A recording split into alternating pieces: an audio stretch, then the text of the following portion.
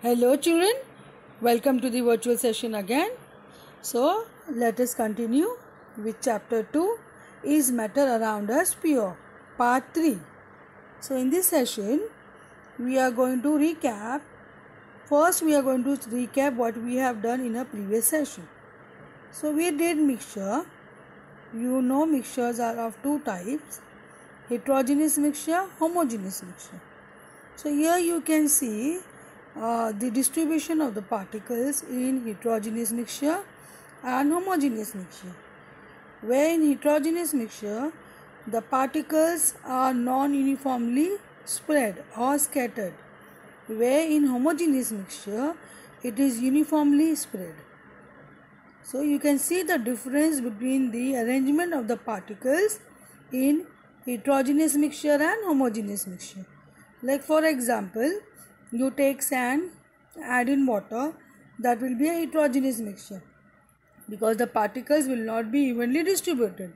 Homogeneous mixture, example, very simple example, you add salt in water, that salt particles will be evenly distributed in water, and this is how it is diagrammatically represented. So this concept we have done earlier. We need to have a comparative study of heterogeneous mixture and homogeneous mixture in this session. So let us continue the comparative study of homogeneous mixtures and heterogeneous mixtures. You have to draw this table in your notebook and you have to take down these points of difference between homogeneous mixture and heterogeneous mixtures. Now, homogeneous mixture, they have uniform composition throughout. Heterogeneous mixture, they have non-uniform composition. Now here in homogeneous mixture, we cannot separate the components of the mixture through physical process. So we cannot separate the components of the mixture through physical process, whereas in heterogeneous mixture, we can separate the components through physical process. So over here, a simple example of salt solution, you have to do evaporation method to get the salt back, and water also, if you want, you have to apply some means to get water and salt back. But if you want to separate heterogeneous mixture like sand and water, a simple physical process is that you just pass it through filter paper. So you will get the sand on the filter paper, and water you can collect in the beaker. So you can separate by through physical process very easily. Next you can see homogeneous mixture, components cannot be seen through naked eye. So salt solution, once salt dissolved in water, you cannot see through naked eye because the particles are already dissolved. It occupies these intermolecular spaces between the water molecules. Whereas in heterogeneous mixtures, components can easily be seen through naked eyes. Sand in water, the particles are clearly seen with naked eyes. Homogeneous mixture, the mixture is in single phase throughout. You will not see any boundaries. Salt solution, you can see is a clear solution. You will not see any phase. That means there is no boundaries separating the different parts or the different layers of the mixture. Whereas in heterogeneous mixture, the substances can be of two different phases and we may see separate layers of the substances. So a simple example, here you can have a heterogeneous mixture of oil and water. You can see the boundary separating them. You can see the different phases. Even sand and water, you can see different phases. So it will form layers. Where example of homogeneous mixture over here, a mixture of water and milk. Simple example. Here heterogeneous mixture of oil in water. So these points should be taken down in the notebook, children. Comparative study of homogeneous and heterogeneous mixture, extremely important. Then we have done under mixture, we have seen homogeneous mixture and heterogeneous mixture. Now under that we have to study Under homogeneous we will study solution, and heterogeneous under heterogeneous mixture we are going to study suspension and colloidal or colloids. So this is again you can take down, draw this classification in your notebook. Mixture, homogeneous, heterogeneous. Then under homogeneous we are going to have a detailed study of solution, that is through solution. Then we are going to have a detailed study of suspension and colloids. We have done properties of through solution, suspension and colloids in the previous session. Today we are going to have a comparative study of solution, suspension and colloids, how they differ from each other. We will see. You have to draw this diagram in your notebook. So solution, suspension and colloids. Here we are going to have a comparative study. This will give you a clear picture of the difference between colloids, solution and suspension. Colloids are also called as sol. So colloidal solution also called as sol.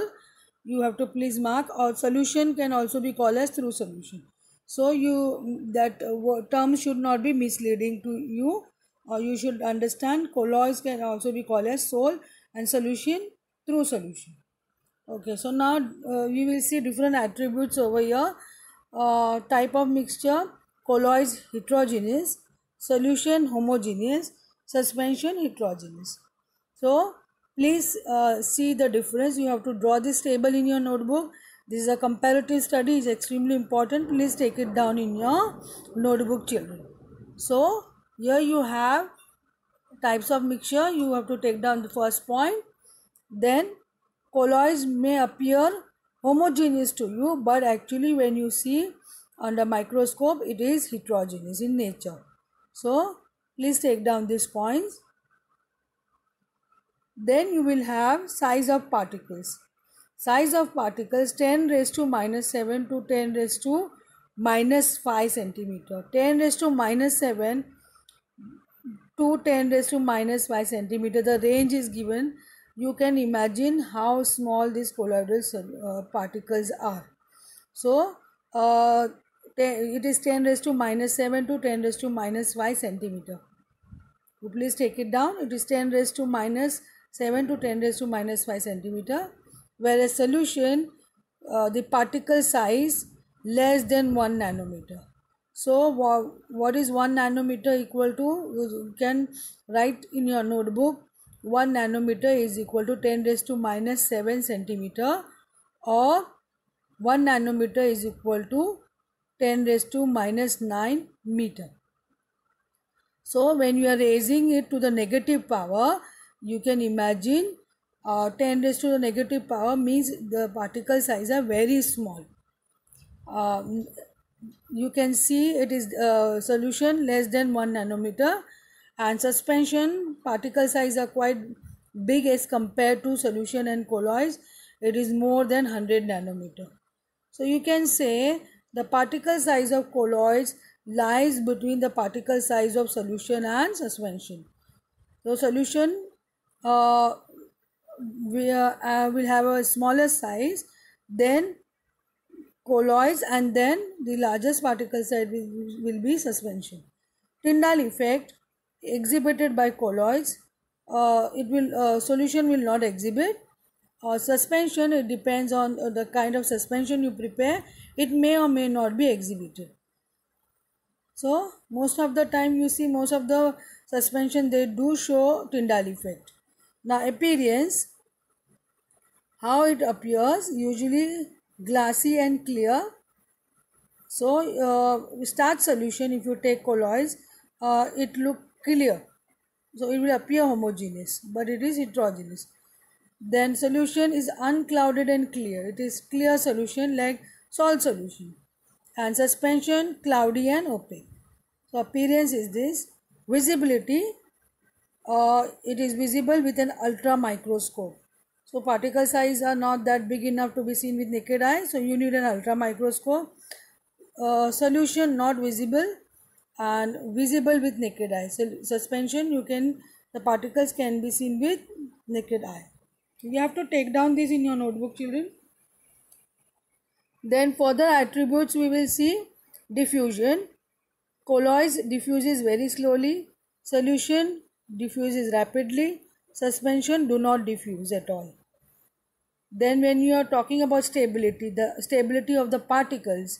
So suppose you take a starch solution, pretty stable, means if you are keeping it, you take in a test tube, you take a starch solution in a test tube and keep it for standing for some times or for 24 hours or for some days, it is quite stable, it will not settle, the particles will not settle after some time. That means they are pretty stable. Your solution highly stable. Particles are just evenly distributed. They will not settle at all even if you keep for longer period of time. Suspension, they are highly unstable particles like sand and water. You keep it for some time, it will settle down and you can see the layers of water and sand particles settling down. So your suspension particles are unstable. Settling, how colloids particles can settle? Only under centrifugation machine. Centrifugation is a machine where centrifugal force is applied, and when you undertake centrifugation for starch solution, it can separate, particles can settle, but only under centrifugation. That is, a centrifugation machine is required.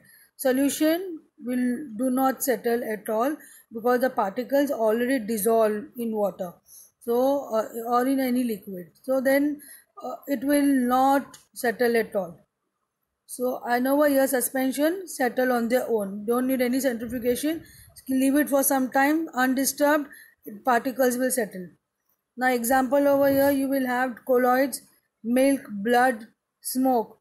They are all colloids because the particle size we have studied 10 raised to minus 7 to, we have studied the particle size 10 raised to minus 7 to 10 raised to minus 5 centimeter.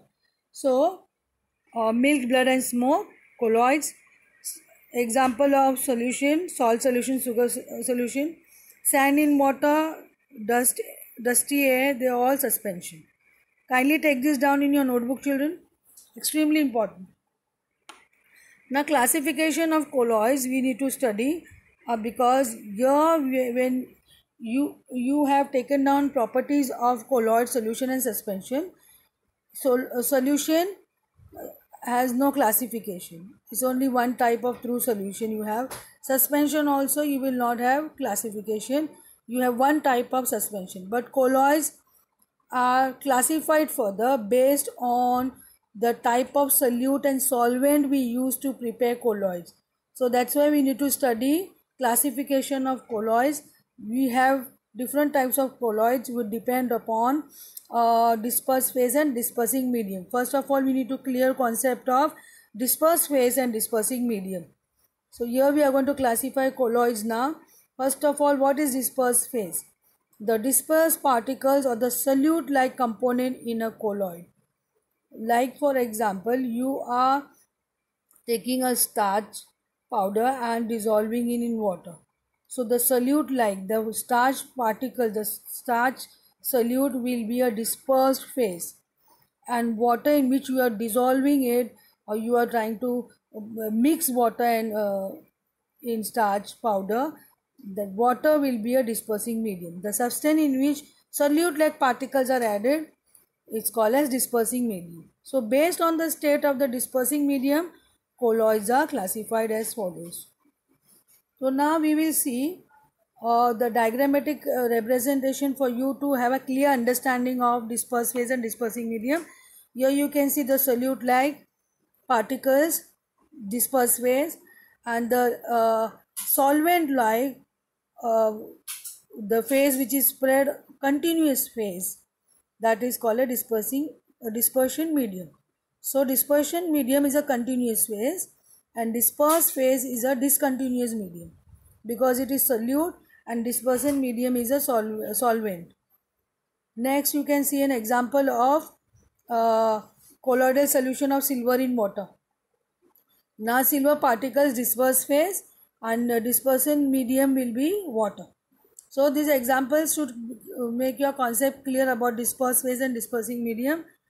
Now based on that you will have types of colloids here.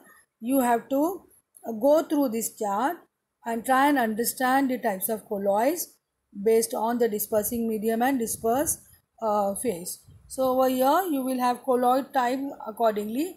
For example, over here fog aerosol spray, here you will have dispersing medium gas, the state is gas, and dispersed substance, they are in liquid state. So the colloid type will be called as aerosol.